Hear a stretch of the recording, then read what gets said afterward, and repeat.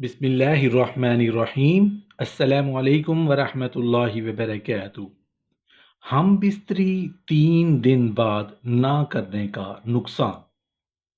اگر بیوی سے ہم بستری کو دل نہ چاہے تو اس سے ہم بستری ترک کر دینا جائز نہیں، کیونکہ ہم بستری بیوی کا بھی حق ہے، اور ترک ہم بستری اس کے لیے مضر ہے۔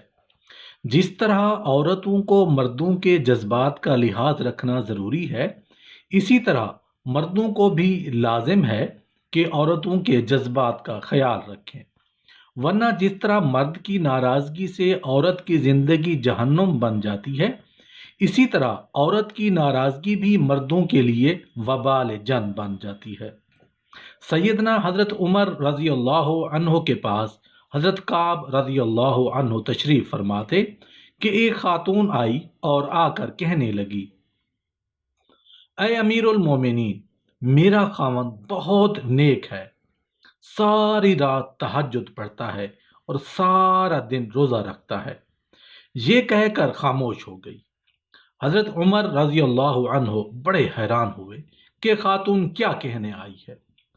اس نے پھر یہی بات دوبارہ دہرائی کہ میرا خاوند بہت نیک ہے، ساری رات تہجد میں گزارتا ہے اور سارا دن روزہ رکھتا ہے۔ اس پر حضرت کعب رضی اللہ عنہ بول پڑے، اے امیر المومنین، اس نے اپنے خاوند کی بڑے اچھے انداز میں شکایت کی ہے۔ امیر المومنین بولے، کیسی شکایت؟ جب وہ ساری رات تہجد پڑھتا رہے گا اور سارا دن روزہ رکھے گا تو پھر بیوی کو وقت کب دے گا؟ تو یہ خاتون کہنا چاہتی ہے کہ میرا خاوند نیک تو ہے مگر مجھے وقت نہیں دیتا۔ چنانچہ حضرت عمر رضی اللہ عنہ نے اس کے خاوند کو بلایا تو اس نے کہا، ہاں اے امیر المومنین، میں مجاہدہ کرتا ہوں۔ حضرت عمر رضی اللہ عنہ نے حضرت کعب رضی اللہ عنہ سے کہا کہ آپ فیصلہ کریں۔ حضرت کعب رضی اللہ عنہ نے فرمایا کہ دیکھو، شرعاً تمہارے لیے ضروری ہے کہ تم اپنی بیوی کے ساتھ وقت گزارو، ہنسی خوشی اس کے ساتھ رہو، اور کم از کم ہر 3 دن کے بعد اپنی بیوی کے ساتھ ہم بستری کرو۔ وہ میاں بیوی تو چلے گئے، تو سیدنا حضرت عمر رضی اللہ عنہ نے حضرت ابن کعب سے پوچھا کہ آپ نے یہ شرط کیوں لگائی کہ ہر 3 دن کے بعد بیوی سے ملا کرو؟ انہوں نے کہا، دیکھیں، اللہ رب العزت نے مرد کو زیادہ سے زیادہ 4 شادیوں کی اجازت دی ہے، چنانچہ اگر 4 شادیاں بھی کسی کی ہوں تو 3 دن کے بعد پھر بیوی کی باری آتی ہے۔ تو میں نے اس سے کہا کہ تم زیادہ سے زیادہ 3 دن عبادت کر سکتے ہو، تو 3 دن کے بعد ایک دن رات تمہاری بیوی کا حق ہے جو اس کے ساتھ تمہیں گزارنا پڑے گا۔ تو دیکھو، شریعت انسان کو کیا خوبصورت باتیں بتاتی ہے۔ رسول اللہ صلی اللہ علیہ وآلہ وسلم نے فرمایا کہ عورتوں کے ساتھ خیر خواہی کرو، اس لیے کہ وہ تمہارے پاس قیدی ہیں، تم ان سے ہم بستری اور عصمت اور اپنے مال کی امانت وغیرہ کے علاوہ اور کچھ اختیار نہیں رکھتے، اور جب وہ اپنا قرض ادا کرتی ہوں تو پھر ان کے ساتھ بد سلوکی کا جواز کیا ہے؟ ہاں، اگر وہ کسی کھلی ہوئی بے حیائی کا ارتکاب کریں تو پھر تمہیں انہیں سزا دینے کا حق حاصل ہے۔ پھر اگر وہ ایسا کریں، انہیں بستروں سے علیحدہ چھوڑ دو اور انہیں مارو، لیکن اذیت ناک مار نہ ہو۔ اس کے بعد اگر وہ تمہاری مطیع ہو جائیں تو پھر انہیں سزا دینے کا بہانہ نہ تلاش کرو۔ سنو، جس طرح تمہارا تمہاری بیویوں پر حق ہے، اسی طرح تم پر تمہارے بیویوں کا بھی حق ہے۔ تمہارا حق تمہارے بیویوں پر یہ ہے کہ وہ تمہارے بستر پر ایسے لوگوں کو نہ روندنے دیں جنہیں تم ناپسند کرتے ہو، اور تمہارے گھر میں ایسے لوگوں کو آنے کی اجازت نہ دیں جنہیں تم اچھا نہیں سمجھتے۔ سنو، اور تم پر ان کا حق یہ ہے کہ تم ان کے لباس اور پہننے میں اچھا سلوک کرو۔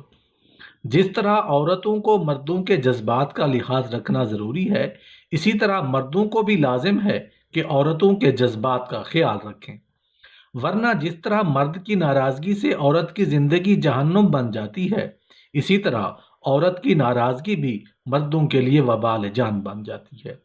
اگر کسی اجنبی عورت پر اتفاقیہ نظر جا پڑے اور وہ خوبصورت معلوم ہو تو گھر جا کر اپنی بیوی سے ہم بستری کر لو تاکہ شہوت کو سکون ہو سکے۔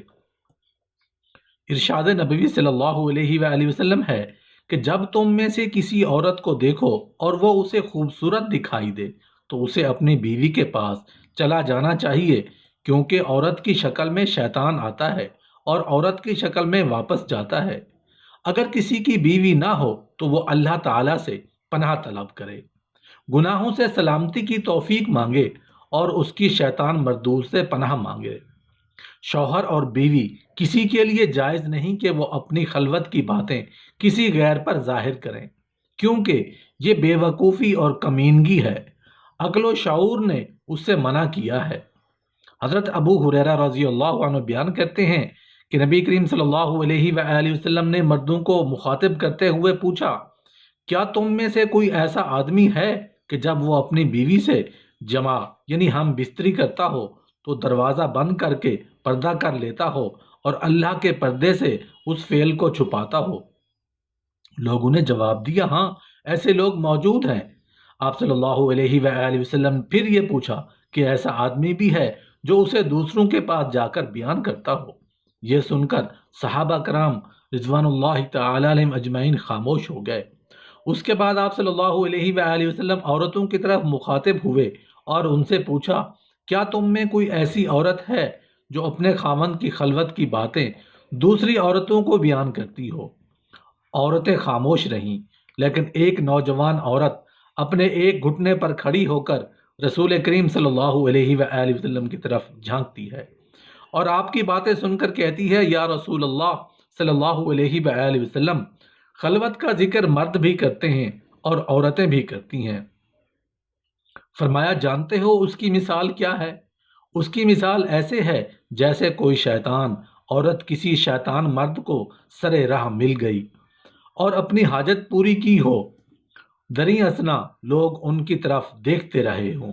خبردار، مردوں کی خوشبو میں بو تیز ہوتی ہے مگر رنگ نہیں ہوتا، اور عورتوں کی خوشبو میں رنگ ہوتا ہے مگر بو تیز نہیں ہوتی۔